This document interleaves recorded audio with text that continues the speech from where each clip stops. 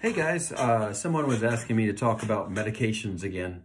I'm not a doctor and I did what I did and I did research it and stuff, but there's a lot of different medications and things, so I can only talk about what I did. But yeah, when I was, starting from the beginning of 2021, right at the beginning on the 1st, I got COVID and I went 5 days with no sleep and I thought I was just totally going to lose it.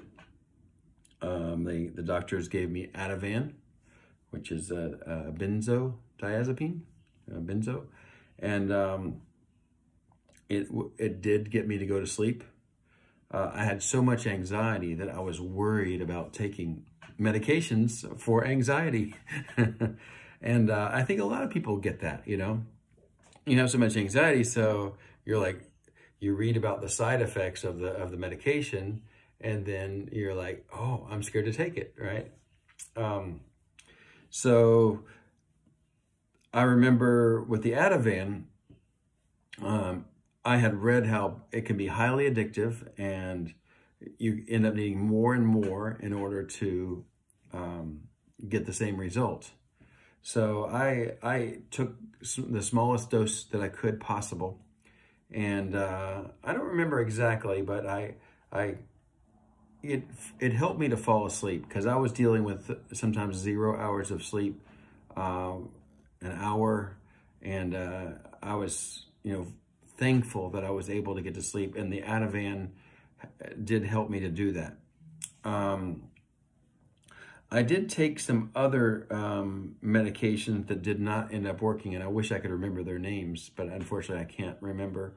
And one of them might have given me the tinnitus, but I believe it was probably the COVID that gave it to me. It's really hard to say because high anxiety, COVID, and medications can all lead to tinnitus.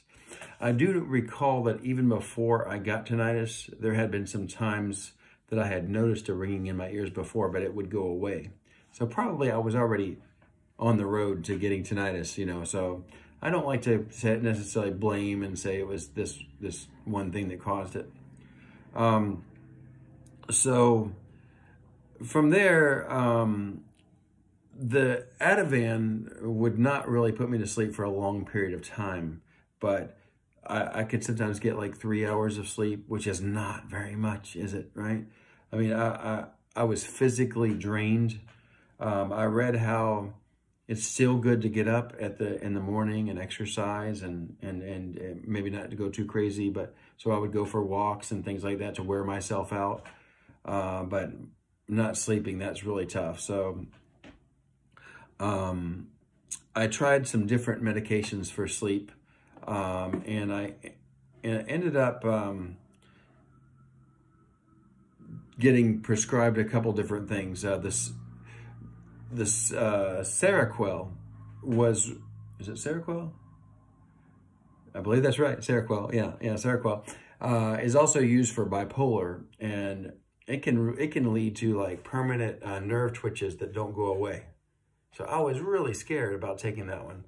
But as I read more into it, it's usually when people are taking it for bipolar, they take much higher doses. I think it was, like we're talking 300 milligrams, while I was taking it the maximum 50 or 60 milligrams. And usually people who get those kind of side effects is over a long time period. So actually the Seroquel started getting me sleeping longer. And what I would do is I would cut the pill into like quarters, and I would take a quarter, fall asleep, didn't last too long, maybe an hour, wake up, take another quarter, and basically it would build up. And then I would, I might be able to get 6 hours of sleep sometimes. And that was actually pretty good. Now, at the same time, I was trying to build up to getting, I was trying to take an antidepressant, Zoloft. And, they say when it comes to benzodiazepines, you really shouldn't be on them long term, like for a sleep aid or whatever. And they also said that when you take an antidepressant, it can actually increase your anxiety until it decreases it. So, and especially as you, like, you might ease in at 25. I'm not sure if I had the doses right, so I'm not a doctor, but I ease in at 25 milligrams, and then you're more anxious for 3 or 4 days. And then you go to 50, and then that makes you anxious again. But you might settle in, like you take it for 3 or 4 days, and then after that, you kind of ease off with the anxiety. And then you take it for more time, then you have to increase the dose. And I think I only got up to a little bit over 50 milligrams. And I think people will go up to 150 or 200. So I never got up to a really high dose. And I didn't want to, so what I did is I got where on all the medications I was taking, I was trying to go a little bit less than what the doctor recommended. And I got those little bitty scissors, and I would just cut off slivers to make it a little bit less, or I had the pill cutters to cut them in half or quarters. And I would just micro adjust my dose and try to stay under what the doctor said. And then when it came time to tapering off, I did the same thing. I would cut a little bit more off, and do that for a week, and then cut a little bit more off and do that for 2 weeks or a month, and then I was able to get off all of the medications. But go back to the Zoloft. I feel like that really helped me a lot. And as you read about the side effects and stuff, unless you're talking about pretty young people, like 18, 25 year range, there's not too much about it, other than maybe for some people it doesn't work, but I think it has helped a lot of people. And for me, I started getting where I was in a good mood and feeling good about myself. And I remember I was also getting counseling at the same time, and they were saying, you're going to reach a point where you're going to ask yourself, is it you doing it, or is it the Zoloft doing it that's making you feel better? And I still never answered that question, but whatever happened, I got to where I was much less anxious. And I've stayed that way ever since. Even though I've tapered off the drug now, I'm way less anxious. I was an anxious person before I got tinnitus. I think I just went through hell and back, and I just got to the point where I've seen so much. I've gone days without sleep, months with just terrible insomnia, worrying about pains in my chest, hearing this sound all the time, joint pains, which have mostly gone away now. I may need a surgery on one of my toes like years from now, but I'm okay if I don't have to worry about it, But I worried a lot about my toe. You can go back to some of my videos where I was still worried about my toe. I feel like the Zoloft really helped get me into a good place. And I'm also very happy that I tapered off of it. As far as the strategy for getting off of medications, well, first, it's important to recognize that why are so many people taking them? Because they work. But there's a lot of worry and anxiety about them. You'll hear about the negative stories about how they might even cause tinnitus or cause other problems. And then nobody, a lot of people don't want to take it because they're scared. But I think they really do work. But you need to get yourself to a good place if you possibly can, and then try to get off of them or get the dose down so you're not always under them. So again, I had those little bitty scissors, and you could probably do it even more accurately than that with some other scientific tools and stuff. But I was pretty scientific in terms of getting my dose where I would just adjust by a quarter or even an eighth of a pill and go up slightly or down slightly, so that I never really was using a lot. The Ativan, the benzos, the one problem with them is they can have an effect and then they wear off. And it can get where it wears off faster, and then it can get where you need more. And then that can be a cyclic thing where you can get really addicted to them. But I do feel like even with the benzodiazepines, like Ativan, the names that maybe that I don't if you're taking one. They can be helpful as long as you consult with your doctor and make sure you're doing what they say. if you find yourself trying to take more than they told you, that's when, you know, you got to talk to them.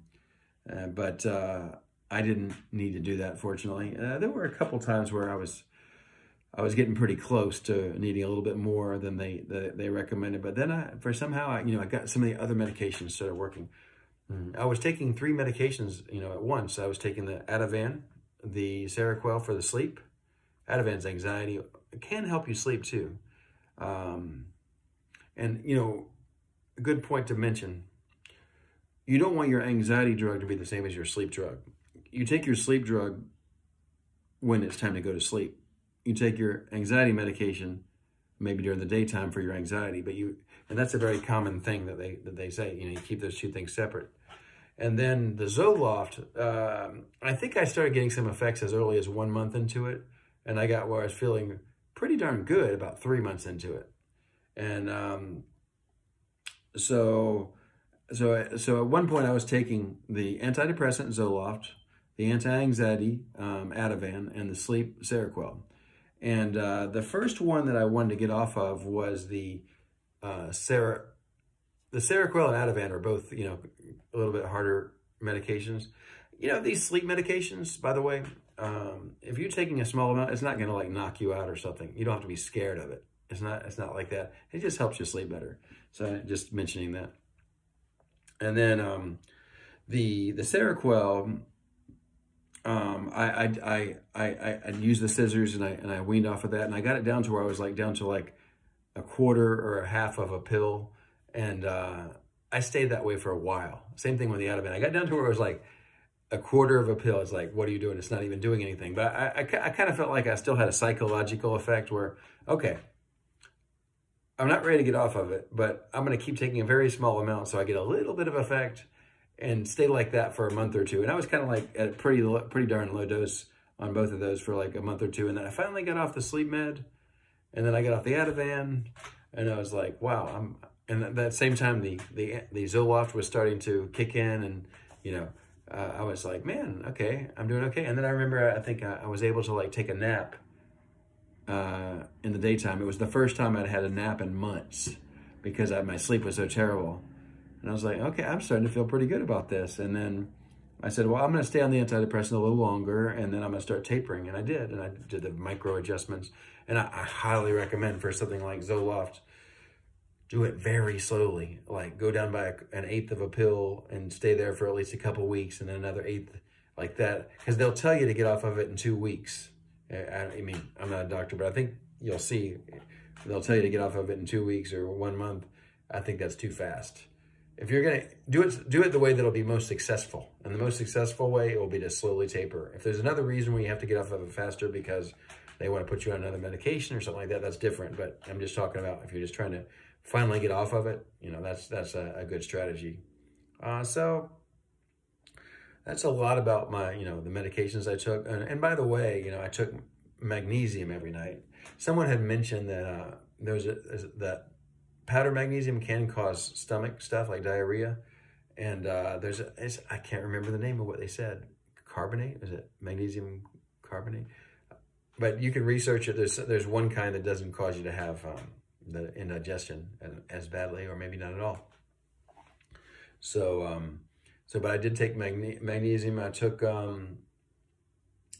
another like Power Sleep PM or something. It's like a herbal medication.